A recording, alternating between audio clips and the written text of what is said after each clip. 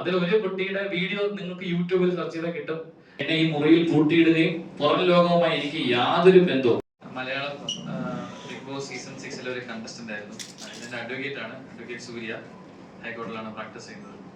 അപ്പൊ ഇന്ന് എല്ലാരെയും വിളിച്ചതെന്ന് പറഞ്ഞു കഴിഞ്ഞാൽ ഈ ബിഗ് ബോസ് ഷോയുമായി ബന്ധപ്പെട്ട് കുറച്ച് കാര്യങ്ങൾ എൻ്റെ ലൈഫിലുണ്ടായി.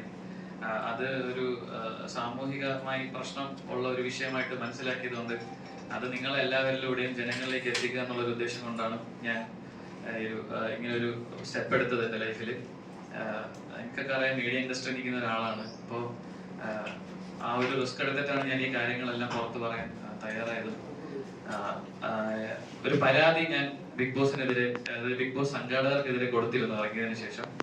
കുറച്ചധികം കാലമായിട്ട് അതിന്റെ പുറകെ നടന്നതിന്റെ പേരിൽ ആ പരാതി ഞങ്ങൾ 2 സ്ഥലത്ത് പരാതി കൊടുത്തിരുന്നു. ഒന്ന് തമിഴ്നാട് DGPക്ക്. തമിഴ്നാട് DGP ആ പരാതി കൈക്കൊണ്ടു അവിടുത്തെ കൺസേൺ പോലീസ് സ്റ്റേഷനിലേക്ക് അത് എത്തി. ഇന്നലെ ആ പരാതി സ്വീകരിച്ചു. പരാതി നമ്പർ ജനറേറ്റ് ആയി. എന്നെ സ്റ്റേറ്റ്മെന്റ് എടുക്കാനായിട്ട് വിളിച്ചു അവര്. ഇന്നലെയാണ് വിളിച്ചത്. അതുകൊണ്ടാണ് ഇന്ന് തന്നെ പ്രസ് മീറ്റ് നമ്മൾ വിളിച്ചത്. നാളെ സ്റ്റേറ്റ്മെന്റ് കൊടുക്കാനായി പോകുന്നു. അതുപോലെ നമ്മൾ കേരള DGPക്കും പരാതി കൊടുത്തു. അദ്ദേഹം ആ പരാതി സ്വീകരിച്ച് എറണാകുളം സിറ്റി പോലീസ് കമ്മീഷണർക്ക് ആ പരാതി ഫോർവേഡ് ചെയ്തിട്ടുണ്ട്. ഇനി അവിടെ നിന്ന് തുടർ അന്വേഷണങ്ങൾ ഉണ്ടാകുമെന്ന് ഞങ്ങൾ അറിയിച്ചിട്ടുണ്ട്. അതിന്റെ പേരിലാണ് ഈ പ്രസ് മീറ്റ് വിളിച്ച് ഈ കാര്യങ്ങൾ. അതായത് സീരിയസ് വയലേഷൻസ് അടങ്ങുന്ന ഒരു കാര്യമായതുകൊണ്ടാണ് ഇത് ജനങ്ങളിലേക്ക് എത്തണം, നിങ്ങൾ വഴി ജനങ്ങളിലേക്ക് എത്തണം എന്ന് അറിഞ്ഞുകൊണ്ട് ഈ പ്രസ് മീറ്റ് വിളിച്ചത്. ഇപ്പൊ ഞാൻ കൊടുത്ത പെറ്റീഷന്റെ റെസീറ്റ് ആണ് ഈ കാണുന്നത്. ഈ പെറ്റീഷനിൽ ഞാനൊന്ന് വായിക്കാം. ഇതിൽ പറഞ്ഞിരിക്കുന്നത് complaint against Malayalam Bigg Boss season 6 for criminal conspiracy, human rights violation, wrongful confinement, wrongful restraint, criminal intimidation, cheating and dishonesty, defamation, negligent act likely to spread infection or disease dangerous to life, criminal conspiracy, violation of medical ethics and concern, violation of Drugs and Cosmetic Act 1940. ഇത്രയും violations ആണ് ഈ ഷോയ്ക്കെതിരെ ഉള്ളതെന്ന് മനസ്സിലാക്കിയിട്ടാണ് ഞങ്ങൾ പരാതി കൊടുത്തതും അത് accept ചെയ്തതും അന്വേഷണം പ്രഖ്യാപിച്ചതും.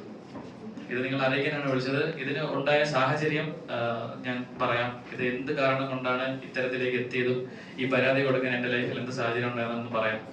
അത് നിങ്ങൾക്കറിയാം, ഇതൊരു എന്താ പറയാ, ഈ ബിഗ് ബോസ് എന്ന് പറഞ്ഞ ഷോ എന്താണെന്ന് നിങ്ങൾക്ക് എക്സ്പ്ലെയിൻ ചെയ്യുന്നില്ല. ഷോയെ കുറിച്ച് ഒരു എന്റർടൈൻമെന്റ് ഷോയാണ്. അപ്പൊ ആ ഷോയിനകത്ത് കുറച്ച് തെറ്റായ കാര്യങ്ങൾ അല്ലെങ്കിൽ ഇല്ലീഗാലിറ്റീസ്, ഷോയുടെ ഇൻജസ്റ്റിസ് പരമായിട്ടുള്ള കാര്യങ്ങൾ ആ ഷോയിൽ നടക്കുന്നു എന്ന് എനിക്ക് മനസ്സിലായി. ഇത് ഞാൻ കൃത്യമായി ചോദ്യം ചെയ്തു. ഒരു വീക്കെൻഡ് എപ്പിസോഡിൽ ഞാൻ ഇത് കൃത്യമായി ചോദ്യം ചെയ്തു.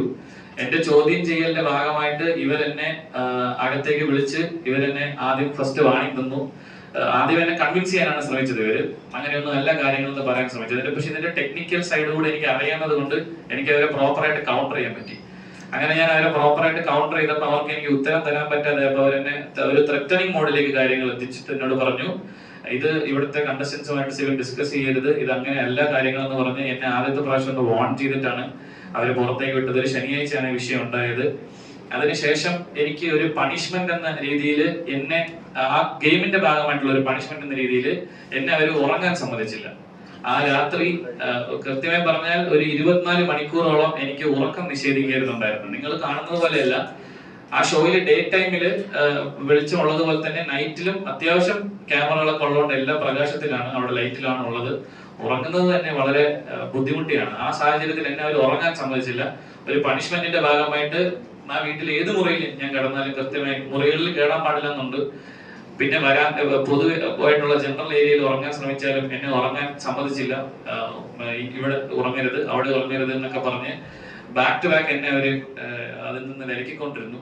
ഒരു 4 മണിയോടുകൂടിയാണ് എനിക്ക് ഉറക്കം കിട്ടിയത്. എന്നെ അറിയാം 8 മണിക്ക് അവിടെ ഒരു അലാറം പോലത്തെ ഒരു പരിപാടി ഉണ്ട്. എണീറ്റ് പിന്നെ വീണ്ടും നമ്മൾ ദൈനംദിന കാര്യങ്ങൾ ചെയ്യേണ്ടി വരും. അപ്പൊ അവിടെയാണ് ഇത് തുടങ്ങിയത്. ഫസ്റ്റ് വയലേഷൻ എന്ന് പറഞ്ഞു കഴിഞ്ഞാൽ എനിക്ക് ഉറക്കം നിഷേധിക്കാണ് ഇവിടെ ഉണ്ടായത്, ഒരു ഗെയിമിന്റെ ഭാഗമായിട്ട്. അതിനുശേഷം ഞാൻ മാനസികമായി ഒത്തിരി തളർന്നു. നിങ്ങൾക്കറിയാം, ഒരു മനുഷ്യൻ 24 മണിക്കൂറിൽ കൂടുതൽ ഉറങ്ങാതിരുന്നു കഴിഞ്ഞാൽ ഉണ്ടാകുന്ന ബുദ്ധിമുട്ട് അറിയാവുന്നതാണ്. അങ്ങനെ ഒരു ബുദ്ധിമുട്ട് എനിക്ക് ഉണ്ടാകുന്നു. ശരിക്കും പറഞ്ഞാൽ 48 മണിക്കൂർ പ്രോപ്പർ സ്ലീപ്പ് അവിടെ അതിനകത്ത് കിട്ടില്ലല്ലോ.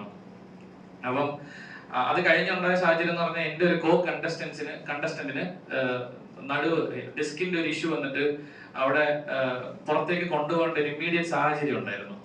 അപ്പോൾ ആ ഇമ്മീഡിയറ്റ് സാഹചര്യത്തെ അവര് കണ്ടന്റ് ആയിട്ട് ഉപയോഗിച്ചു. അതായത് ഒരു മണിക്കൂറുകളോളം ആ കണ്ടസ്റ്റന്റിന് അവിടെ ഇവര് തൊട്ടടുത്ത് മെഡിക്കൽ സപ്പോർട്ട് ഉണ്ടെന്ന് പറയാറുണ്ട്, തൊട്ടടുത്ത് ഡോക്ടർ ഉണ്ടെന്ന് പറയുന്നു, സ്ട്രക്ചർ കൊണ്ടുവരാനുള്ള സംവിധാനം ഉണ്ട് എന്നെല്ലാം പറയുമ്പോഴും അവരൊരു എന്റെ ഒരു ഉദ്ദേശ കണക്കാണ് പറയുന്നത്, എനിക്ക് സമയം അറിയില്ല അതിനകത്ത്. എന്തായാലും മണിക്കൂറുകളോളം അവര് ആ കുട്ടീനെ പുറത്തേക്ക് കൊണ്ടുപോയത് കണ്ടന്റ് ആയിട്ട് ഷൂട്ട് ചെയ്തു. ഞങ്ങളെ പുറത്താക്കി, കഥകളച്ചു, ഈ പറയുന്ന ബ്ലൈൻഡ്സ് ഇട്ടു, വീണ്ടും തുറന്ന് ഞങ്ങൾ അകത്തേക്ക് കയറ്റി. അങ്ങനെ ബാക്ക് ടു ബാക്ക് ഒരു കണ്ടന്റ് എടുത്തോണ്ടിരുന്നപ്പോൾ എനിക്ക് മനസ്സിലായി ഈ ഷോ ഒരു മാനസിക പരിഗണനയും തരാത്ത ഷോയാണ്.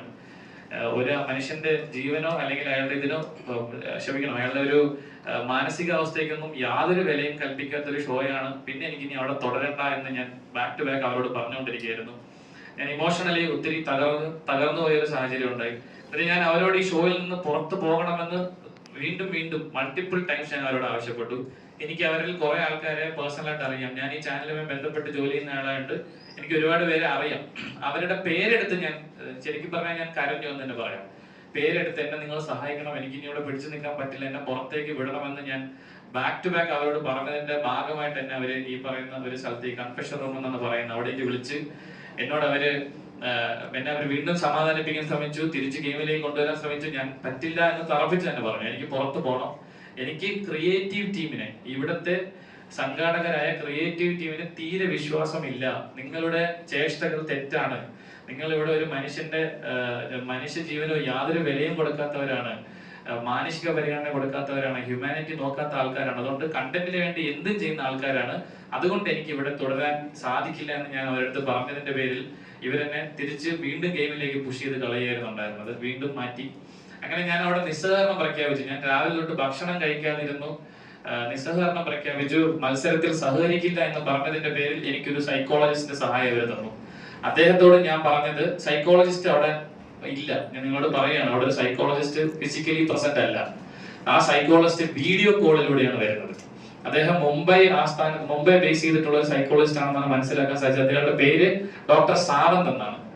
അയാള് ബിഗ് ബോസിന്റെ എല്ലാ ബിഗ് ബോസ് ഷോസും കൺട്രോൾ ചെയ്യുന്ന, എല്ലാ ബിഗ് ബോസ് ഷോയിലെയും മത്സരാർത്ഥികളെ അദ്ദേഹമാണ് പരിശോധിക്കുന്നതെന്നാണ് മനസ്സിലാക്കാൻ സാധിച്ചത്. അവര് പറഞ്ഞൊരു അറിവ് അതാണ്. അപ്പൊ സാവന്ത് എന്ന് പറഞ്ഞ ഡോക്ടർ വീഡിയോ കോളിലൂടെ, വ്യക്തമല്ലാത്തൊരു വീഡിയോ കോളിലൂടെ എന്നെ കാണുകയും അദ്ദേഹത്തോട് ഞാൻ ഇതേ കൺസേൺ തന്നെ പറയുകയാണ്, ഇങ്ങനെ ഒരു ഹ്യൂമാനിറ്റി വാല്യൂ ഇല്ലാത്തൊരു ഷോയാണ് ഇവിടെ പ്രോപ്പർ എനിക്ക്. അപ്പൊ അദ്ദേഹം തന്നെ എന്നോട് ചോദിക്കുന്നു, എന്റെ സിബിന് ഉറങ്ങാത്ത പ്രശ്നമുണ്ടോ? ഞാൻ പറഞ്ഞു ഉറങ്ങിയിട്ടില്ല. അപ്പൊ അയാൾ എന്നോട് പറയാണ്, സിബിന് ഞാനൊരു മരുന്ന് തരാം ഉറങ്ങാനായിട്ട്, അത് കഴിക്കുമെന്ന് എന്നോട് ചോദിച്ചു. അപ്പൊ ഞാൻ പറഞ്ഞു, ഞാൻ സൈക്യാട്രിക് ഡ്രഗ് ജീവിതത്തിൽ ഇന്നേ വരെ എടുത്തിട്ടില്ല, ഞാൻ എടുക്കില്ല എന്നും വാശി പറഞ്ഞു. എന്നാലും അദ്ദേഹം പറഞ്ഞു, സിബിന് വിശ്രമം ആവശ്യമാണ്, സിബിൻ ഒന്ന് പുറത്തേക്ക് പോയി കുറച്ചു നേരം ഉറങ്ങി വിശ്രമിച്ചിട്ട് തിരിച്ചു വരാൻ പറഞ്ഞു. അതിന്റെ ഭാഗമായി എന്നെ അവര് പുറത്തേക്ക് കൊണ്ടുപോയെങ്കിലും എന്നെ അവര് വിശ്രമിക്കാൻ സമ്മതിച്ചില്ല. അതായത് ഞാൻ അവിടെ യൂഷ്വലി മറ്റു മത്സരാർത്ഥികൾക്കും അങ്ങനെ വിശ്രമിക്കാനുള്ള ഒരു അവസരം അവരോട് കൊടുക്കുന്നുണ്ടായിരുന്നു. എന്നാൽ എനിക്ക് അത് തന്നില്ല. പുറത്തു പോയ സമയത്ത് എന്നെ ഏഷ്യാനെറ്റിന്റെ അല്ലെങ്കിൽ ഈ ഷോയുടെ 3 അധികൃതർ, ടോപ്പ് ലെവലിൽ നിൽക്കുന്ന 3 പേര് വന്ന് എന്നെ അവർ കണ്ടു. എന്നെ അവർ പുറത്തു പോകാൻ അനുവദിച്ചില്ല, പുറത്തു പോകാൻ സാധിക്കില്ല, ഇത് അങ്ങനത്തെ ഒരു ഷോ അല്ല, അങ്ങനെ പുറത്തു പോകാൻ പറ്റില്ല എന്ന് ബാക്ക് ടു ബാക്ക് എന്നെ പുഷ് ചെയ്ത് എനിക്ക് വീണ്ടും തിരിച്ച് കയറുന്നതിന് മുമ്പ് ഒരു ഗുളിക കഴിക്കൂ, അപ്പൊ മാനസികമായി കുറച്ച് ആശ്വാസം കിട്ടും എന്നോട് നിർബന്ധിച്ച് പറഞ്ഞു. അപ്പോൾ ഞാൻ സമ്മതിച്ചു, മരുന്ന് കഴിക്കാൻ സമ്മതിച്ചു. പക്ഷെ അന്നത്തെ ദിവസം എനിക്ക് അവർ മരുന്ന് തന്നില്ല. അതെന്തുകൊണ്ടാണെന്ന് അറിയാൻ തിരിച്ച് വീടിനുള്ളിലേക്ക് കയറി.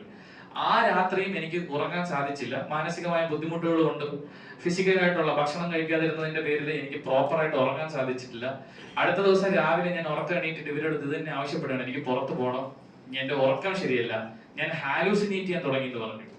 അതായത് ഒരു മനുഷ്യന് 48 മണിക്കൂറിൽ കൂടുതൽ ഉറങ്ങാതിരുന്നാൽ സംഭവിക്കുന്ന കാര്യം തന്നെ, ഞാൻ ഹാലൂസിനേറ്റ് ചെയ്യാൻ തുടങ്ങി, എനിക്ക് പ്രോപ്പറായിട്ട് ചിന്തിക്കാൻ കഴിയുന്നില്ല, എനിക്ക് വിശ്രമം ആവശ്യമാണെന്ന് ഞാൻ അവരോട് പറഞ്ഞതിന്റെ പേരിൽ എന്നെ അവര് പുറത്തേക്ക് കൊണ്ടുപോയി ഒരു ഹോട്ടൽ മുറിയിൽ, ഒരു കാറിലേക്ക് എന്നെ കണ്ണുകെട്ടി കയറ്റുകയും തിരിച്ച് ഈ സ്റ്റുഡിയോയിൽ നിന്ന് ഒരു 10-15 മിനിറ്റ് ദൂരമുള്ള ഒരു ഹോട്ടലിന്റെ പേര് ഹോട്ടൽ സൈനിൻ എന്നാണ്. ആ ഹോട്ടലിൽ ഒരു മുറിയിൽ കൊണ്ട് എന്നെ പൂട്ടിയിടുകയാണ് ചെയ്തത്. അത് യൂഷ്വലി ഇവരുടെ ഒരു പ്രൊസീജിയറാണ്, പ്രോട്ടോകോളാണ്. പുറത്തു കൊണ്ടുപോയി ഈ വിശ്രമിപ്പിക്കുക എന്നുള്ളത്. അപ്പം നമ്മളെ വെളിയിലേക്ക് ഇറക്കില്ല, അത് അവരുടെ പ്രോട്ടോകോളിന്റെ ഭാഗമായെന്നാണ് മനസ്സിലാക്കുന്നത്. അപ്പൊ അവിടെ എന്നെ പൂട്ടിയിട്ടതിന് ശേഷം ഞാൻ വിശ്രമിച്ച് ഉറങ്ങി എണീറ്റ് ഒരു 11:45 രാത്രി ഇതേ ഡോക്ടർ വാട്സാപ്പ് വീഡിയോ കോളിൽ വന്നു. എന്റെ കൂടെ ഉണ്ടായിരുന്ന ഒരു ഷാഡോ എന്നാണ് അവർ വിളിക്കുന്ന എന്റെ മോൾ ഷൈൻ സ്റ്റാഫിന്റെ ഫോണില് വീഡിയോ കോളിൽ വരുന്നുണ്ടായിരുന്നു. ആ വീഡിയോ കോള് നിങ്ങൾക്കറിയാം, ചെന്നൈ ഔട്ടറിലാണ് ഈ EVP സ്റ്റുഡിയോ ഇരിക്കുന്നത്. അപ്പൊ അവിടെ നെറ്റ്വർക്ക് വളരെ കുറവാണ്. ആ നെറ്റ്വർക്ക് ഇല്ലാത്ത ആ ഏരിയയില് ശ്രീ പെരുമ്പത്തൂർ എന്ന് പറഞ്ഞ ആ ഏരിയയാണ്. ശ്രീ പെരുമ്പത്തൂർ ഏരിയയിൽ നിങ്ങൾക്കറിയാം ഔട്ടറാണ്. അവിടെ നെറ്റ്വർക്ക് വളരെ കുറവാണ്. നെറ്റ്വർക്ക് കുറവായ ഏരിയയിൽ ഒരു വാട്സാപ്പ് 3 പ്രാവശ്യം അയാളുമായിട്ടുള്ള വാട്സാപ്പ് കോൾ ഡ്രോപ്പായി. ആ വീഡിയോ കോളിൽ വന്നിട്ട് പുള്ളി എന്നോട് കാര്യങ്ങൾ ചോദിച്ചു. ഞാൻ പുള്ളിക്ക് ഇംഗ്ലീഷാണ് സംസാരിക്കാൻ പറ്റുന്നത്. അതിൽ ഞങ്ങൾ കാര്യങ്ങൾ സംസാരിച്ചു. ഞാൻ പറഞ്ഞു ഞാൻ ഓക്കെയാണ്, പുറത്തു പോകാൻ നിവൃത്തിയില്ല എന്ന് അവരെന്നോട് എടുത്തെടുത്ത് പറഞ്ഞു. അതായത് നിങ്ങളെ പുറത്ത് വിടില്ല, ഈ ഷോയിൽ നിങ്ങൾക്ക് എപ്പോ വേണോ വരാം, പുറത്ത് പോകേണ്ടത് ഞങ്ങൾ തീരുമാനിക്കും. അത് ആ ഷോയുടെ ഹോസ്റ്റ് തന്നെ ആ ഷോയിൽ തന്നെ പറഞ്ഞിട്ടുണ്ട്. നിങ്ങൾ തന്നെ കേട്ടിട്ടുണ്ടായിരിക്കും. അത് ഷോയിൽ തന്നെ എന്നോട് തന്നെ പറഞ്ഞിട്ടുണ്ട്. നിങ്ങൾക്ക് തോന്നുമ്പോൾ പുറത്ത് പോകാൻ പറ്റുന്ന ഒരു ഷോ ഒന്നും അല്ല ഇത്, ഞങ്ങൾ തീരുമാനിക്കും എപ്പോൾ പോകണമെന്ന്. അങ്ങനെയാണെങ്കിൽ വരാൻ പാടില്ലായിരുന്നു. അത്തരത്തിലുള്ള കാര്യങ്ങളാണ് എന്നോട് പറഞ്ഞത്. അപ്പൊ എനിക്കറിയാം പുറത്ത് പോകാൻ പറ്റില്ല, നിവൃത്തിയില്ല, ഇനി അകത്ത് തുടർന്നേ പറ്റുമെന്ന് പറഞ്ഞ് ഞാൻ അകത്ത് തുടരാൻ സമ്മതിക്കുന്നു. അന്ന് രാത്രി അദ്ദേഹം പറയുന്നു, സിബിൻ നന്നായി ഉറങ്ങണമെങ്കിൽ ഗുളിക കഴിക്കാൻ പറഞ്ഞിട്ട് ഉറക്ക ഗുളിക എന്ന് പറഞ്ഞ് എനിക്കൊരു ഗുളിക തന്നു, സ്ലീപ്പിംഗ് പിൽസ്. ആ ഗുളിക ഞാൻ അന്ന് കഴിച്ചതിന്റെ പേരിൽ ഞാൻ നന്നായി ഉറങ്ങി. അടുത്ത ദിവസം രാവിലെയും 2 ഗുളികകൾ എനിക്ക് തന്നവര്, 2 ഗുളികകൾ. ഈ 2 ഗുളികയും ഞാൻ കഴിച്ചു. അത് കഴിച്ചതോടുകൂടി എനിക്ക് സംഭവിച്ചത് പ്രോപ്പറായിട്ട് ആലോചിക്കാൻ പറ്റാത്ത ഒരു സാഹചര്യത്തിലേക്ക് പോയി. എനിക്ക് എന്താ പറയാ, മൊത്തത്തിൽ ക്ഷീണിതനായി. ഞാൻ വളരെ ക്ഷീണിതനായി. ഞാൻ കട്ടിൽ ഇരിക്കുകയും സ്വാഭാവികം ഞാൻ ഉറങ്ങി പോവുകയും ചെയ്തു. ഞാൻ എണീക്കുന്നത് വൈകുന്നേര സമയമാണ്. സമയം അറിയില്ല, കാരണം അവിടെ ക്ലോക്കോ മറ്റു കാര്യങ്ങളോ ഒന്നും ഇല്ല ആ മുറിക്കകത്ത്. ഈ സമയത്തും എന്റെ വീട്ടുകാര് ഈ ഷോ കണ്ടിട്ട് നിരന്തരമായി ഇവരെ വിളിച്ചുകൊണ്ടിരിക്കുകയാണ്. എന്റെ എമർജൻസി കോൺടാക്ട് ആണെങ്കിലും എനിക്ക് എന്ത് സംഭവിച്ചു, എന്തിന് സിബിനെ പുറത്തേക്ക് കൊണ്ടുപോയി, എന്താണ് ആരോഗ്യ കാരണം, ഇവർ കൃത്യമായിട്ടോ അല്ലെങ്കിൽ ഫോൺ അറ്റൻഡ് ചെയ്ത് എന്താണ് എനിക്ക് സംഭവിച്ചെന്ന് പോലും ഇവരാരും പറയാൻ തയ്യാറായിട്ടില്ല. ഒരു മനുഷ്യര് പോലും, എന്റെ വീട്ടുകാരെയോ എനിക്ക് വേണ്ടപ്പെട്ട ആൾക്കാരെയോ എനിക്ക് എന്താണ് സംഭവിക്കുന്നത് ആ നിമിഷം വരെയും അറിയിച്ചിട്ടില്ല. അതിനുശേഷം ഉണ്ടായതെന്ന് പറഞ്ഞു കഴിഞ്ഞാൽ വൈകുന്നേരം വീണ്ടും ഇതുപോലെ 2 ഗുളിക കൊണ്ടുവന്നു. അപ്പൊ ഞാൻ പറഞ്ഞു ഞാൻ ഈ ഗുളിക കഴിക്കില്ല, പ്രിസ്ക്രിപ്ഷൻ ഇല്ലാതെ ഞാൻ ഈ ഗുളിക കഴിക്കില്ല എന്ന് പറഞ്ഞു. അതിന്റെ പേരിൽ ആ കൂടെ ഉണ്ടായിരുന്ന ആൾ അവരുടെ ഹയർ അതോറിറ്റീസിനെ ബന്ധപ്പെട്ടിട്ട് അതിന്റെ പ്രിസ്ക്രിപ്ഷൻ മൊബൈലിലേക്ക് മേടിച്ചിട്ട് എനിക്ക് കാണിച്ചു. ആ മൊബൈലിൽ ഞാൻ വായിച്ച പ്രിസ്ക്രിപ്ഷനിൽ എന്റെ കണ്ടീഷൻ ആയിട്ട് ആ ഡോക്ടർ മെൻഷൻ ചെയ്തിരുന്നത് അക്യൂട്ട് സ്ട്രെസ് എന്നാണ്, അക്യൂട്ട് സ്ട്രെസ്. എന്നിട്ട് ഈ 2 ഗുളികകൾ, അതിൽ ഒരു ഗുളികയുടെ പേര് ഞാൻ ഓർക്കുന്നില്ല, രണ്ടാമത്തെ ഗുളിക ഞാൻ ഓർക്കുന്നു, ഒലാൻസപ്പൈൻ എന്നാണ് ആ ഗുളികയുടെ പേര്, ഒലാൻസപ്പൈൻ.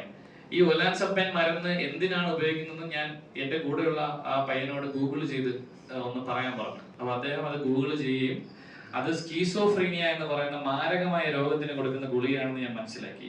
ഈ സ്കീസോഫ്രീനിയ അല്ലെങ്കിൽ ബൈപോളർ ഡിസോർഡർ, ഈ 2 അസുഖങ്ങളും നിശ്ചയിക്കണമെങ്കിൽ മിനിമം, ഞാനൊരു മെഡിക്കൽ വിദഗ്ധനുമായി സംസാരിച്ചപ്പോൾ മനസ്സിലാക്കിയത് ഈ അസുഖം ഡിറ്റർമിൻ ചെയ്യണമെങ്കിൽ മിനിമം 6 മാസത്തെ കൺസൾട്ടേഷൻ വേണം, ഏറ്റവും മിനിമം. പിന്നെ ഡെയിലി ലൈഫ് ജീവിക്കാൻ പറ്റില്ല. ഈ അസുഖമുള്ള ഒരു മനുഷ്യന് ഡെയിലി ലൈഫ് ജീവിക്കാൻ പറ്റില്ല. അത്തരത്തിൽ ബുദ്ധിമുട്ടുണ്ടാക്കുന്ന സൈക്യാട്രിയിലെ ഏറ്റവും എക്സ്ട്രീം ആയിട്ടുള്ള ഒരു രോഗമാണ് സ്കീസോഫ്രീനിയ. ആ സ്കീസോഫ്രീനിയ കൊടുക്കുന്ന മരുന്നാണ് ഇതെന്നും ഇത് എനിക്ക് കഴിക്കേണ്ട സാഹചര്യം ഇല്ലെന്ന് ഞാൻ മനസ്സിലാക്കി ഞാൻ കഴിക്കില്ല എന്ന് അവരോട് പറഞ്ഞു. ഇത് കഴിക്കാൻ പറ്റില്ല എനിക്ക് എന്ന് ഞാൻ പറഞ്ഞു. അപ്പോൾ എന്റെ കൂടെയുള്ള ആൾ അവരുടെ ഹയർ അതോറിറ്റീസിനെ അറിയിക്കുന്നു, സിബിൻ ഇത് കഴിക്കില്ല എന്ന് പറയുന്നത്. തിരിച്ച് എനിക്ക് കിട്ടിയ മറുപടി ഇതാണ്, ഇത് കഴിച്ചില്ല എങ്കിൽ നിങ്ങൾക്ക് മത്സരത്തിനുള്ളിലേക്ക് തിരിച്ച് പ്രവേശിക്കാൻ പറ്റില്ല. പുറത്തു പോകാൻ പറ്റില്ലെന്ന് അവർ ഓൾറെഡി പറഞ്ഞു കഴിഞ്ഞു. മത്സരത്തിനുള്ളിലേക്ക് തിരിച്ച് പ്രവേശിക്കണമെങ്കിൽ ഈ മരുന്ന് നിർബന്ധമായും കഴിക്കണമെന്ന് പറഞ്ഞു. അങ്ങനെ എനിക്ക് തീരെ നിവൃത്തിയില്ലാതെ ഞാൻ ഇവരെ കബളിപ്പിച്ചു. മരുന്ന് കഴിക്കുന്ന പേരിൽ ഞാൻ മരുന്ന് തുപ്പിക്കളയുകയും സ്ഥലങ്ങളിലേക്ക് മാറ്റി. എന്റെ കൂടെയുള്ള അയാൾ മനസ്സിലാക്കിയിട്ടുണ്ടാവണം ഞാൻ കഴിക്കുന്നില്ല എന്ന്, ചിലപ്പോൾ മനസ്സിലാക്കിയിട്ടുണ്ടായിരിക്കണം, അതിനെ കുറിച്ച് കൃത്യമായി എനിക്ക് ധാരണയില്ല. അങ്ങനെ ബാക്ക് ടു ബാക്ക് ഏതാണ്ട് 3 ദിവസം എന്നെ ഈ മുറിയിൽ പൂട്ടിയിടുകയും പുറം ലോകവുമായി എനിക്ക് യാതൊരു ബന്ധവും, പുറത്ത് ഒരു മനുഷ്യരോടും, അല്ലെങ്കിൽ എനിക്ക് ഒരു ഫുഡ് കൊണ്ടുവരുന്ന ആളാണെങ്കിൽ പോലും എന്നെ കാണിക്കാതെ ഇവർ അകത്തേക്ക് ഇട്ട് എന്നെ ലോക്ക് ചെയ്യുകയും, അതൊരു സ്യൂട്ട് റൂമാണ്, അകത്തെ മുറിയിൽ ഇട്ട് എന്നെ പൂട്ടുകയും ഒരു മനുഷ്യരെ എന്നെ കാണിച്ചിട്ടില്ല, എന്നെ ആരെയും കാണാൻ സമ്മതിച്ചിട്ടില്ല. അങ്ങനെ 3 ദിവസത്തോളം ഇവരോട് പൂട്ടിയിരുന്നു. 4ാമത്തെ ദിവസം എന്നെ കാണാനായിട്ട് ഈ ഷോയുടെ 3 വലിയ അധികൃതർ വരികയാണ്. ഇതിനിടയ്ക്ക് ഒരു പ്രാവശ്യം ആ ഡോക്ടർ വീഡിയോ കോളിൽ വന്നു. അദ്ദേഹം വിശ്രാമം വേണമെന്ന് പറഞ്ഞു എന്നോട്, സിബിനൊന്ന് ട്രസ്റ്റ് എടുത്തിട്ട് തിരിച്ച് ഷോയിൽ കയറുന്നതായിരിക്കും നല്ലതെന്ന് പറഞ്ഞു. അതിനുശേഷമാണ് 4ാമത്തെ ദിവസം ഈ ഷോയുടെ 3 അധികൃതർ വന്ന് എന്നോട് പറയുകയാണ്, സിബിന് ഈ ഷോയിൽ തുടരാൻ പറ്റില്ല, സിബിന് നമുക്ക് ആരോഗ്യപരമായ പ്രശ്നങ്ങളുണ്ട്, അതുകൊണ്ട് പുറത്തേക്ക് കൊണ്ടുപോകണം എന്ന്, പുറത്തു പോകുന്നതായിരിക്കും നല്ലത്, വിശ്രമിക്കണം എന്നാണ് പറയുന്നത്. എന്നിട്ട് അവിടെ വെച്ച് ഈ 3 പേരും നിർബന്ധിച്ച് എന്നെ കൊണ്ട് ഈ മരുന്ന് കഴിപ്പിച്ചു. നീ എന്തുകൊണ്ട് മരുന്ന് കഴിക്കുന്നില്ല? ഈ മരുന്ന് കഴിക്കണം, നിന്റെ അസുഖം അത്രയ്ക്കും, നീ അത് റിട്രൈവ് ചെയ്ത് വരണം, ഞങ്ങളുടെ ആഗ്രഹമാണ്, അങ്ങനെ ഇതാണ് എന്ന് പറഞ്ഞ് എന്നെ നിർബന്ധിച്ച് ആ 3 പേർ ആ മരുന്ന് കഴിപ്പിക്കുകയും അത് കഴിച്ചതിന്റെ സാഹചര്യത്തിൽ ഞാൻ വീണ്ടും എനിക്ക് മയക്കത്തിലേക്ക് പോകേണ്ട ഒരു സാഹചര്യം ഉണ്ടായി. വൈകുന്നേരമാണ് ആ ദിവസം വൈകുന്നേരം എന്റെ എമർജൻസി കോൺടാക്ട് ആയ എന്റെ ഒരു സുഹൃത്തും എന്നോട് സംസാരിക്കാൻ അവർ അതിനെ അനുവദിച്ചു.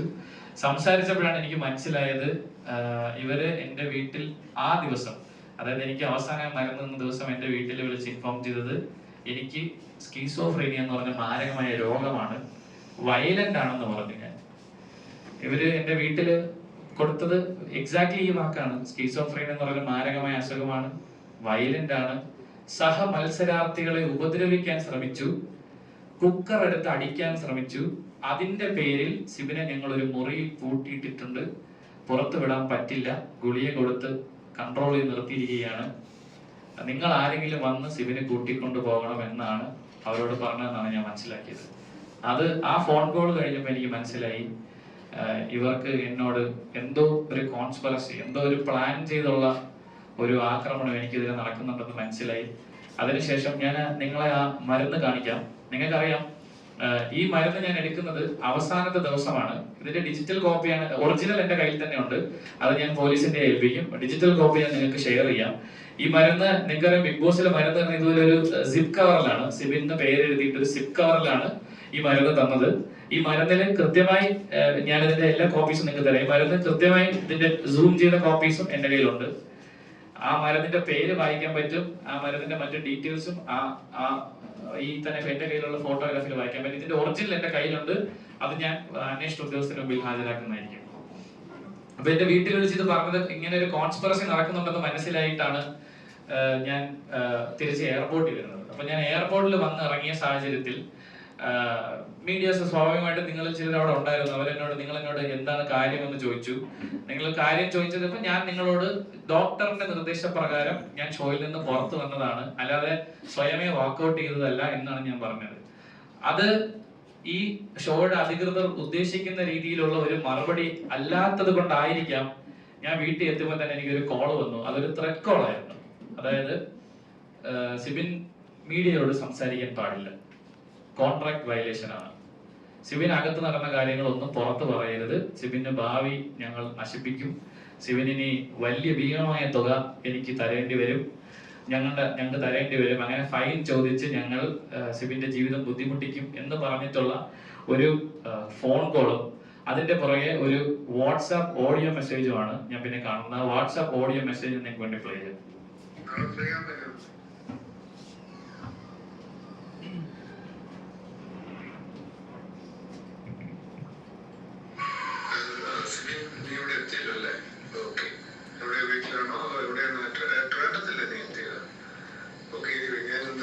മെസ്സേജ് അയക്കുന്നു പറഞ്ഞാല് ഒരു കാരണവശാലും ഒരു ഇന്റർവ്യൂ ഒരു മീഡിയയുമായിട്ടും കൊടുക്കാൻ പാടില്ല. എയർപോർട്ടിൽ വന്നപ്പോൾ തന്നെ എന്താ പറഞ്ഞതെന്ന് ഞാൻ കേട്ടു. അത് തന്നെ ഒട്ടും അവിടെ വെച്ച് തന്നെ അത് അവോയ്ഡ് ചെയ്യേണ്ടതായിരുന്നു. നാളെ ഒരു മീഡിയയോട് പോലും സംസാരിക്കാൻ പാടില്ല. വളരെ ക്ലാരിറ്റിയോടെ കോൺട്രാക്ട് ഉള്ളതാണ്. അതിന് ചെയ്തത് ബ്രീച്ച് ഓഫ് കോൺട്രാക്ട് ആണ്. അങ്ങനെ ഒരു സംഗതി ചെയ്തു കഴിഞ്ഞാൽ പിന്നെ അത് അതിൻ്റെതായ രീതിയിലായിരിക്കും പിന്നെ കാര്യങ്ങൾ മുന്നോട്ട് പോകുന്നത്. സോ നിങ്ങളോട് പ്രത്യേകം പറയാൻ ഒന്നുകൂടെ, വളരെ സെൻസിറ്റീവ് ആണ്. ഒരു കാരണവശാലും ഒരു ഇന്റർവ്യൂ പാടില്ല കേട്ടോ. ഓക്കെ, നാളെ ഫ്രീ ആകാൻ തന്നെ വിളിക്കാം. Thank you, good night. ഇതാണ് ഓഡിയോ. ഇതുപോലെ അദ്ദേഹം ഇതുപോലെ പല കോളുകളും, അതായത് ഇപ്പൊ എന്റെ ഒരു വീഡിയോ ബൈറ്റ് പുറത്തു വരികയാണെങ്കിൽ ആ വീഡിയോ ബൈറ്റ് എനിക്ക് വാട്സാപ്പിൽ അയച്ചു തന്നിട്ട് അതിന്റെ പുറകെ ഒരു ഓഡിയോ സന്ദേശവും അതിന്റെ പുറകെ പുള്ളി എന്നെ ഒരുപാട് പ്രാവശ്യം വിളിക്കാറുണ്ടായിരുന്നു. അത് ഞാൻ നിങ്ങളെ കാണിക്കാം. അദ്ദേഹത്തിന്റെ പേര് തൽക്കാലം ഞാൻ പുറത്ത് പറയുന്നില്ല, കാര്യം ഇതിന്റെ FIR രജിസ്റ്റർ FIRന്റെ കോപ്പി ഞങ്ങളുടെ കയ്യിൽ കിട്ടിയെങ്കിൽ ഞങ്ങൾ നിങ്ങളോട് ഷെയർ ചെയ്യുന്നതായിരിക്കും ഇമ്മീഡിയറ്റ്ലി. അതിന്റെ ആവശ്യമായിട്ട് ഞാൻ നാളെ ഇത് പോകുന്നുണ്ട് ചെന്നൈയിലേക്ക്. അത് കഴിയുമ്പോഴേക്ക് FIR കോപ്പി കിട്ടും. അത് ഉറപ്പായും മാധ്യമങ്ങളിലൂടെ നിങ്ങളുടെ ഡിജിറ്റൽ നിങ്ങളുടെ കയ്യിലേക്ക് ഞാൻ FIRന്റെ കോപ്പി ഷെയർ ചെയ്യാം. അപ്പൊ അതിൽ ഇദ്ദേഹത്തിന്റെ പേരും കൃത്യമായിട്ടുണ്ടായിരിക്കും. ഇത് ഞാനൊന്ന് കാണിക്കാം, പുള്ളി എന്താണ് എനിക്ക് അയക്കുന്ന മെസ്സേജസ് ഉണ്ടാവും. ഇവര് വാട്സാപ്പിലെ വിളിക്കാറുള്ളൂ കേട്ടോ, ഇവര് നോർമൽ കോൾ വിളിക്കാറില്ല. കാര്യം വാട്സാപ്പിൽ വിളിച്ചു കഴിഞ്ഞാൽ നമുക്ക് വോയിസ് കോൾ റെക്കോർഡ് ചെയ്യാൻ പറ്റില്ല. അതുകൊണ്ട് ഇവര് എന്നെ വിളിക്കുന്നത് നോർമൽ കോൾ വിളിക്കാറില്ല, വാട്സാപ്പിലാണ് വിളിക്കുന്നത്. ഞാനൊന്ന് കാണിക്കാം. അപ്പൊ ഇത് എൻ്റെ ഒരു ഇന്റർവ്യൂ ബൈറ്റ് വരികയാണെങ്കിൽ ഇന്റർവ്യൂ ബൈറ്റ് എനിക്ക് ഇങ്ങനെ എടുത്ത് അയക്കും, അതിന്റെ താഴെ ഒരു മെസ്സേജ് ഉണ്ടാവും. അത് കഴിഞ്ഞ് പിന്നെ ബാക്ക് ടു ബാക്ക് ഇദ്ദേഹം ഫോൺ ചെയ്യും. കഴിയുന്നതും കോൾസ് ഒക്കെ ഞാൻ ഇഗ്നോർ ചെയ്യാറുണ്ട്, എന്നാലും പുള്ളി ബാക്ക് ടു ബാക്ക് എന്നെ വീണ്ടും ഇതുപോലെ ഓരോ ഓഡിയോ മെസ്സേജ് അയച്ച് ത്രട്ടനിങ് ഓഡിയോ മെസ്സേജസ് ആണ്. ഇത് ഞാൻ നിയമപരമായിട്ടുള്ള പ്രശ്നങ്ങളുള്ളതാണ് ഇപ്പൊ പ്ലേ ചെയ്യാത്തത്. കാര്യം ത്രട്ടൻ കേസും ഇതിന്റെ പുറകിലുള്ളത് കൊണ്ട് അതിന് വേണ്ടിയിട്ട് ഒരു ഡിഫൻസ് സെറ്റ് ചെയ്യാതിരിക്കാനാണ് നമ്മൾ പ്ലേ ചെയ്തിരിക്കുന്നത്. ബാക്ക് ടു ബാക്ക് എന്റെ ഓരോ ഏത് മീഡിയ, ഇപ്പൊ ഞാൻ ഇത് ലുലു മോളിൽ കൊടുത്ത ഒരു ചെറിയൊരു ബൈറ്റ് ആണ്, അത് വെച്ച് വരെ എന്നെ ത്രട്ടൻ ചെയ്തിട്ടുണ്ട്. എന്തിനാണ് ഇങ്ങനെ സംസാരിക്കാൻ, നീ 100ാമത്തെ ദിവസം നീ എന്ത് പറയും, നീ എന്താണ് ചെയ്യാൻ പോണത്, നിനക്കൊരു ജീവിതമില്ലേ, അങ്ങനെ പറഞ്ഞ് പല രീതിയിലുള്ള ഇത്രയും ബാക്ക് ടു ബാക്ക്. ഈ അടുത്ത ദിവസം ഞാൻ ടു ബി എക്സാക്ട് ഞാൻ ഈ മൂവി വേൾഡ് ഒരു ഇന്റർവ്യൂ കൊടുക്കുന്ന ദിവസം വരെയും ഇവരെന്നെ വിളിച്ചുകൊണ്ടിരുന്നു. അതിനുശേഷമാണ് ഇവരുടെ വിളി നിന്നത്. അപ്പൊ ഇങ്ങനെ back to back threatening calls അത് എനിക്ക് മാത്രമല്ല എന്റെ ചുറ്റുമുള്ളവരെ വിളിക്കാറുണ്ട്. എന്റെ സുഹൃത്തുക്കളെ വിളിച്ച് പറയുന്നത് സിബിനൊരു ജീവിതമില്ലേ, അവനോട് പറഞ്ഞ് മനസ്സിലാക്കണം, അവനെ ഞങ്ങൾ ബ്ലാക്ക് ലിസ്റ്റ് ചെയ്തിരിക്കുകയാണ്. പിന്നെ കൂട്ടുകാർക്കുള്ള ത്രട്ട് ഇതാണ്, അവനുമായി സഹകരിച്ചാൽ നിങ്ങളെയും ബ്ലാക്ക് ലിസ്റ്റ് ചെയ്യും, നിങ്ങളും ഇനി മീഡിയയിൽ വർക്ക് ചെയ്യില്ല, ഭീമമായ തുക അതിൽ നിന്ന് ഞങ്ങൾ നഷ്ടപരിഹാരം മേടിക്കും. അങ്ങനെയുള്ള ത്രട്ടനിങ്ങും ഇതിന്റെ പിന്നിൽ ഉണ്ടായിട്ടുണ്ട്.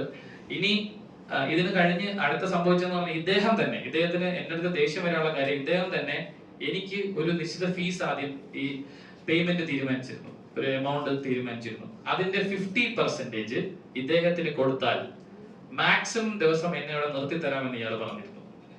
ഇതാണ് നിന്റെ പേയ്മെന്റ്, ഒരു തുക പറഞ്ഞിട്ട് അതിന്റെ പകുതി പൈസ തരാമെങ്കിൽ മാക്സിമം ദിവസം ശിവനെ അവിടെ നിർത്തി തരാം എന്ന് എന്നോട് പറഞ്ഞ് ഞാൻ അത് പറ്റില്ല, അത് അങ്ങനെ സാഹചര്യമില്ല, അതിന്റെ ആവശ്യമില്ല സാറെന്ന് ഞാൻ പറഞ്ഞു.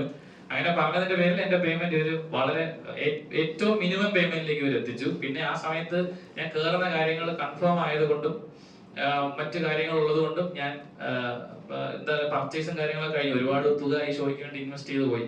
അതുകൊണ്ട് ഞാൻ അതിനകത്തേക്ക് കയറി ഷോ കണ്ടിന്യൂ ചെയ്തതാണ്. അപ്പൊ ഇദ്ദേഹം ഇങ്ങനെ back to back threaten calls ഉണ്ട്. അതിൽ ഒരു കോള് റെക്കോർഡ് ചെയ്തിരിക്കുന്ന ഒരു കോളിൽ പുള്ളി കൃത്യമായി പറയുന്നുണ്ട്, നീ അവിടെ ചെയ്ത കാര്യങ്ങളൊക്കെ എഡിറ്റ് ചെയ്ത് ഞങ്ങളത് വീക്കെൻഡ് എപ്പിസോഡിൽ കാണിച്ച് ഒരു ഡോക്ടറിന്റെ സർട്ടിഫിക്കറ്റ് കൂടെ ഞങ്ങൾ പ്രൊഡ്യൂസ് ചെയ്യും.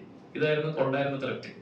അപ്പൊ ഞാൻ മനസ്സിലാക്കേണ്ട, ഒരു വീഡിയോ കോളിൽ വന്ന് ഒരു ഡോക്ടറിനെ മനസ്സിലാക്കി എനിക്ക് സ്കീസോഫ്രീനിയാണെന്ന് പറയാൻ മാത്രമുള്ള സിമ്പിൾ ആയിട്ടുള്ള ഒരു അസുഖമാണോ ഇതെന്ന് തന്നെ ഞാൻ ചിന്തിച്ചിട്ടുണ്ട്. ആ രീതിയിൽ വരെ ഇദ്ദേഹം എന്നെ ത്രട്ടൻ കോൾ ചെയ്തിട്ടുണ്ട്. എന്നെ വീട്ടുകാരെ ഇദ്ദേഹം ഇവരാരും കൃത്യമായി ഇൻഫർമേഷൻ കൊടുത്തിട്ടില്ല.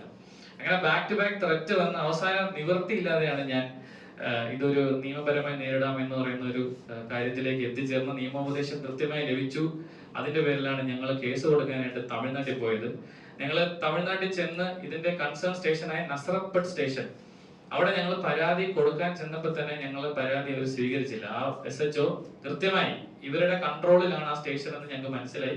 കാരണം ഞങ്ങൾ എത്തി, ഞങ്ങളുടെ ഇൻഫർമേഷൻസ് ഒക്കെ കളക്ട് ചെയ്ത് ഇത് ഏത് ഷോയാണ്, ഇത് ഏത് ചാനലാണെന്ന് ചോദിച്ചതിന് ശേഷം മാത്രമാണ് ഞങ്ങൾ SHO കാണാൻ വന്നത്.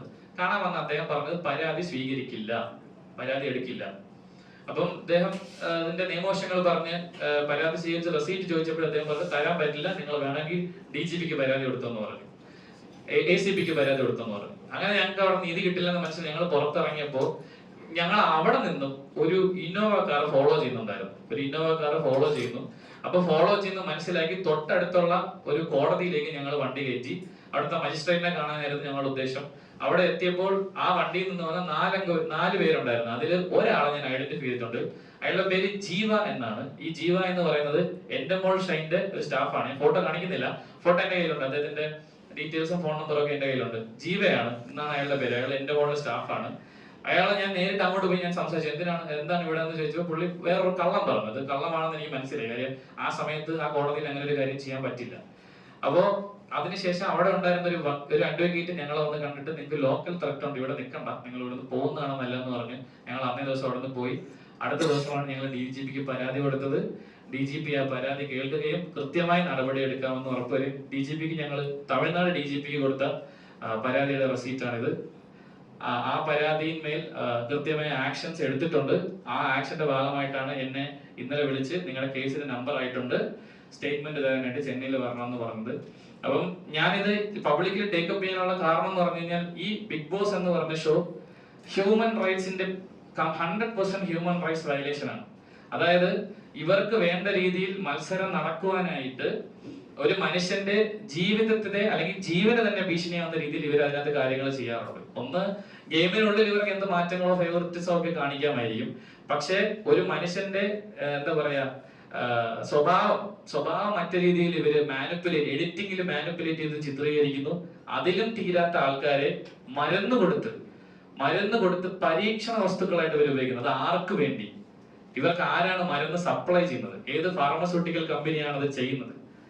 ആർക്ക് വേണ്ടിയിട്ടാണ് ഇവർ ഇത്തരത്തിലുള്ള ഒരു പരീക്ഷണങ്ങൾ നടത്തുന്നത്? അങ്ങനെ ഇപ്പം നമ്മൾ മൃഗങ്ങൾക്ക് മരുന്നെടുത്ത് പരീക്ഷിച്ചിട്ട് ആ മൃഗങ്ങൾ എന്ത് ചെയ്യുന്നു, ഏത് രീതിയിൽ പെരുമാറുന്നു ഒബ്സർവ് ചെയ്യാനുള്ള ഒരു കൃത്യമായ ഒരു ഇതിലാണല്ലോ മരുന്നിന്റെ ടെസ്റ്റും കാര്യങ്ങളൊക്കെ നടക്കുന്നത്. അങ്ങനെ ഒരുപാട് ചോദ്യങ്ങൾ ഇതിന്റെ പുറകിലുണ്ട്. ആ ചോദ്യങ്ങളൊക്കെ ഞങ്ങൾ ഈ പരാതിയിലൂടെ മുന്നിലേക്ക് വെക്കുകയാണ്. ഇതിന് കൃത്യമായ ഒരു നടപടി ഉണ്ടാകുമെന്ന് ഞാൻ പ്രതീക്ഷിക്കുന്നു. ഞാൻ നിയമത്തിൽ വിശ്വാസമുണ്ട്. എനിക്ക് ഒരു കോർപ്പറേറ്റ് കമ്പനിയാണ് അപ്പുറത്തുള്ളതെന്ന് കൃത്യമായ ബോധ്യത്തോടു കൂടിയാണ് ഞങ്ങൾ ഇറങ്ങിയത്. നീതി ലഭിക്കുമെന്ന് പൂർണ്ണമായ ബോധ്യമുണ്ട്. അത് മാത്രമല്ല, എനിക്ക് ജനങ്ങളിലേക്ക് ഇത് എത്തിക്കണം, എല്ലാവരും അറിയണം. ഒരു ഷോയുടെ മറവിൽ ഇവര് കാണിക്കുന്ന ഈ പറയുന്ന ഹ്യൂമൻ റൈറ്റ്സ് വയലേഷൻ, ഒരു മനുഷ്യന്റെ ജീവന് പോലും യാതൊരു ഒരു വിലയും കൊടുക്കാത്ത രീതിയിലാണ് ഇവർ കാര്യങ്ങൾ ചെയ്യുന്നത്. എന്തിന് എന്റെ അച്ഛൻ വയ്യാതായി, അദ്ദേഹത്തിന് ഹാർട്ട് ഓപ്പറേഷൻ ആണെന്നുള്ള കാര്യം എന്നെ അറിയിക്കണമെന്ന് പറഞ്ഞപ്പോൾ പോലും ഇവര് സമ്മതിച്ചില്ല. മറ്റ് ബാക്കിയുള്ളവർക്കൊക്കെ അതിനുള്ള പ്രൊവിഷൻ കൊടുക്കുമ്പോൾ എന്നോട് അത് ചെയ്തില്ല അവര്. അങ്ങനെ ബാക്ക് ടു ബാക്ക് എന്നെ ഒരു ഉപദ്രവിക്കണം. ഇതിൽ ഏറ്റവും ഹൈലൈറ്റ് ആയിട്ട് ഞാൻ ചൂണ്ടിക്കാണിക്കുന്നത്, ഇവരുടെ ഭാഗത്ത് തെറ്റില്ല എങ്കിൽ എനിക്ക് തരാൻ സമ്മതിച്ച കോൺട്രാക്ട് പ്രകാരമുള്ള പേയ്മെന്റിന്റെ ഡബിൾ പേയ്മെന്റ് ആണ് ഇവരെനിക്ക് തന്നത്. ഇറങ്ങിയതിന് ശേഷം ഞാൻ ഈ പ്രശ്നം ഇവരെ മുമ്പിൽ പ്രസന്റ് ചെയ്തപ്പോൾ എനിക്ക് ആദ്യം തന്ന പേയ്മെന്റിന്റെ അന്നേ ദിവസം തന്നെ എനിക്ക് രണ്ടാമത് അതേ എമൗണ്ട് വീണ്ടും എന്റെ അക്കൗണ്ടിൽ ട്രാൻസ്ഫർ ചെയ്തിട്ട് എന്നോട് പറഞ്ഞു ഇന്റർവ്യൂസ് കൊടുക്കരുത്. കാര്യം ഞാൻ പറഞ്ഞു ഇന്റർവ്യൂസ് കൊടുത്ത് എനിക്ക് റവന്യൂ കിട്ടും, എന്റെ അച്ഛന്റെ സർജറിക്ക് അതെനിക്ക് ഉപകാരപ്പെടുന്നു പറഞ്ഞതിന്റെ പേരിൽ ഇവരെനിക്ക് രണ്ടാമത് പേയ്മെന്റ് 2 പ്രാവശ്യമായിട്ട് പേയ്മെന്റ് തന്നു. ഇനി സിബിൻ പുറത്തേക്ക് സംസാരിക്കരുതെന്ന് പറഞ്ഞു. അപ്പൊ ഇതാണ് എനിക്ക് നിങ്ങളോടൊക്കെ പറയാനുള്ളത്. 100% ഹ്യൂമൻ റൈറ്റ്സ് വയലേറ്റഡ് ആയിട്ടാണ് ഈ ഷോ അവർ നടത്തുന്നത്. മാനസിക പരിഗണന പോയിട്ട് മനുഷ്യത്വം പോലും ഇല്ലാത്ത രീതിയിലാണ് അവിടെയുള്ള മത്സരാർത്ഥികളോട് ഇവർ പെരുമാറുന്നത്. ഇത് ഒരുപാട് പേര് ഈ അനുഭവം പങ്കുവച്ചിട്ടുണ്ട് പലപ്പോഴും ഇതിന് മുന്നേയും. പക്ഷെ അതൊന്നും ആരും ടേക്കപ്പ് ചെയ്തില്ല. വീണ്ടും ഒരു കാര്യം വിട്ടുവരാത്, ഈ നസറത്ത് ബട്ട് സ്റ്റേഷനിൽ തന്നെ ഇതേ ഷോയ്ക്കെതിരെ 3 FIR വേറെ വീണിട്ടുണ്ട്. ഇതുപോലെ പല ബിഗ് ബോസിലെ പല സീസണിലായിട്ടുള്ള പല മത്സരാർത്ഥികളും കൊടുത്തിട്ടുള്ള പരാതിയിന്മേൽ 3 FIR ഓൾറെഡി ഉണ്ട്. അത് അവര് കാശ് കൊടുത്ത് ഒതുക്കി എന്നാണ് ഞങ്ങൾക്ക് മനസ്സിലാക്കാൻ സാധിച്ചത്. അത് ഇതേ ഡ്രഗ് യൂസ് തന്നെയാണ്. ഈ ഡ്രഗ് കൊടുത്തതിന്റെ പേരിൽ ആത്മഹത്യാ ശ്രമം ഹൗസിനുള്ളിൽ നടത്തി. അതിൽ ഒരു കുട്ടിയുടെ വീഡിയോ നിങ്ങൾക്ക് യൂട്യൂബിൽ സെർച്ച് ചെയ്താൽ കിട്ടും. പേര് ഞാൻ പറയുന്നില്ല. തമിഴ് സീസണിലാണ്.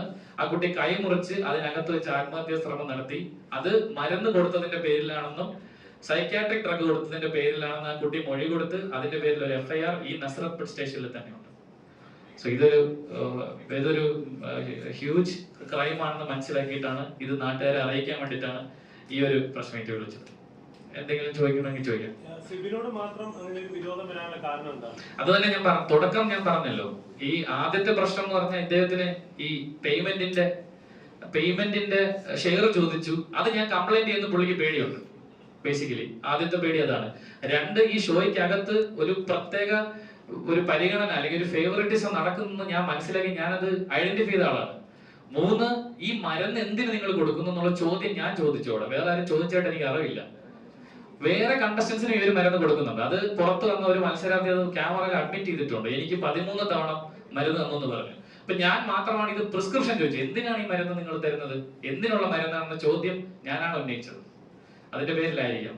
ഇറങ്ങിയിട്ട് ഇത്ര നാളായി ബിഗ് ബോസ് ഇപ്പൊ തീരാൻ പോവാണ്. ഈ സമയത്ത് ഇങ്ങനെ ഒരു ഇത് പറയുമ്പോ എന്ത് മാറ്റങ്ങളാണ് ഇനി ഈ ഷോ ഇതോടെ തീരുന്നില്ല എന്നാണ് ഞാൻ മനസ്സിലാക്കി. ഇപ്പൊ ഇനി നടന്നാലും ഈ ഷോയ്ക്ക് അഗൈൻസ്റ്റ് അല്ല ഞാൻ പറയുന്നത്. ഈ ഷോയിൽ നടക്കുന്ന ഇല്ലീഗാലിറ്റീസ് ആണ് ഞാൻ ഹൈലൈറ്റ് ചെയ്യുന്നത്. ഇത് കാരണം എത്രയോ ജീവനുകൾ എന്ന് ഞാൻ പറയാം, എത്രയോ ആൾക്കാരുടെ ലൈഫാണ് ഇത് കാരണം നഷ്ടപ്പെട്ടുള്ളത്. നിങ്ങളൊരു ഹിസ്റ്ററി എടുത്ത് നോക്കിയാൽ നിങ്ങൾക്ക് അറിയാൻ പറ്റും പുറകിലേക്ക്. ഇല്ല, വിളിച്ചിരുന്നില്ല. എന്നെ ഷോയിലേക്ക് തിരിച്ചു വിളിച്ചില്ല. ഞാൻ വന്നതിന് ശേഷം എന്നെ ഒരു പ്രാവശ്യം എനിക്ക് ഫോൺ കോൾ വന്നിരുന്നു. അത് ഈ പറഞ്ഞ വീക്കെൻഡ് എപ്പിസോഡിൽ വരണം, വന്ന് ഈ പറയുന്ന ഒരു നോർമൽ സെൻഡ് ഓഫ് തരാം. അത് ഞാൻ മനസ്സിലാക്കിയത് ഞാൻ പുറത്തായതിനു ശേഷം എന്നെ പുറത്താക്കിയത് അനധികൃതമായി ആണെന്നുള്ള ഒരു ജനരോഷം ഉണ്ടായപ്പോ ഈ പറഞ്ഞ കാരണം കാണിക്കൽ അവിടെ എന്നെ വിളിച്ചു വരുത്തിയിട്ട് ഈ പറഞ്ഞ നേരത്തെ അദ്ദേഹം പറഞ്ഞ അതേ കാര്യങ്ങൾ ഏതാണ് എന്റെ ഫൂട്ടേജസും ഡോക്ടറിന്റെ സർട്ടിഫിക്കറ്റ് ഉൾപ്പെടെ കാണിക്കാനാണ് എന്ന് ഞാൻ മനസ്സിലാക്കിയതുകൊണ്ട് ഞാൻ പോയില്ല. ഞാൻ ഇതിന്റെ നിയമവശങ്ങൾ എന്റെ അഡ്വക്കേറ്റ് ഒന്ന് നിയമപരമായിട്ടുള്ള